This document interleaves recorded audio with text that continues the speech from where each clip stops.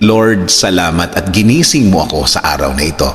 Lord, I thank you for this brand new day. Thank you for waking me up. Salamat at nagising ako, Panginoon. Maraming salamat sa napakagandang gising ko na ito.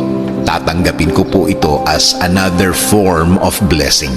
Humihingi po ako ng patawad, Lord, dahil minsan hindi ko nakikita ang kagandahan ng umaga at araw. Hindi ko nakikita ang mga bagay na ibinibigay niyo sa akin.